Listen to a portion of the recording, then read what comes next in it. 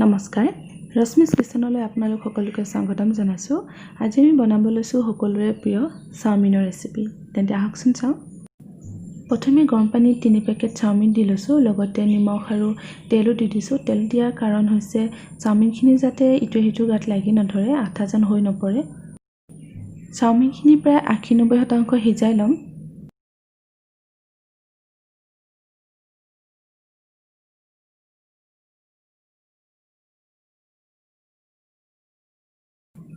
চাওমিনখিনি এটা খৰাহিত কাঢ়ি লৈছো আৰু ঠাণ্ডা পানী দি দিছো ওপৰত। এতিয়া গৰম হৈ থকা কেৰাহী এখনত 2 চামুচ ৰিফাইন তেল দিছো আৰু 2টা কাটি লোৱা পিয়াজ দিছো।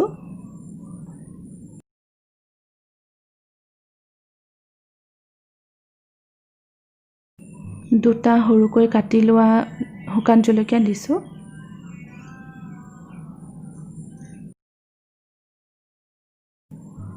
সৰু সৰুকৈ কাটি লোৱা গাজৰ এটা দিছো।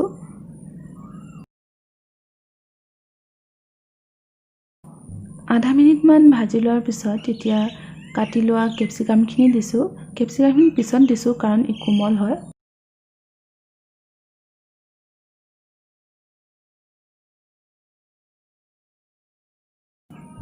নিমখ দি দিছো। নিমখ আগতেও দিয়া আছে বাবে অলপ কমকৈ দিছো। অলপ সময় ভাজি লোৱাৰ পিছত এতিয়া 2 চামুচ সয়া সস দিছো।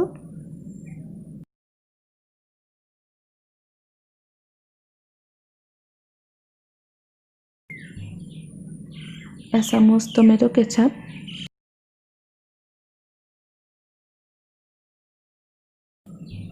চামুচ গ্ৰীণ চিলি সস।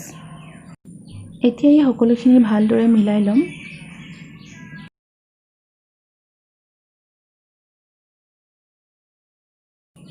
এতিয়া বইল কৰি থোৱা চাওমিনখিনি দি দিম আৰু ভালদৰে মিলাই দিম।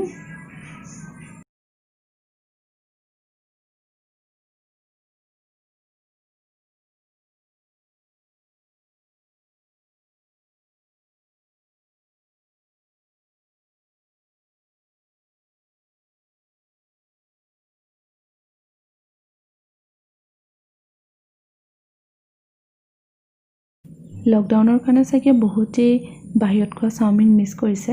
ঘৰতে এনেদৰে বনাই খাবচোন, একেবাৰে বাহিৰৰ সোৱাদ আহে, ভালো লাগে খাই। চাওমিন তৈয়াৰ হৈ গ'ল। আপোনালোকে যদি ভিডিঅ'টো চাই ভাল পালে তেন্তে লাইক আৰু ছাবস্ক্ৰাইব কৰি দিব, লগতে শ্বেয়াৰো কৰি দিব। ধন্যবাদ।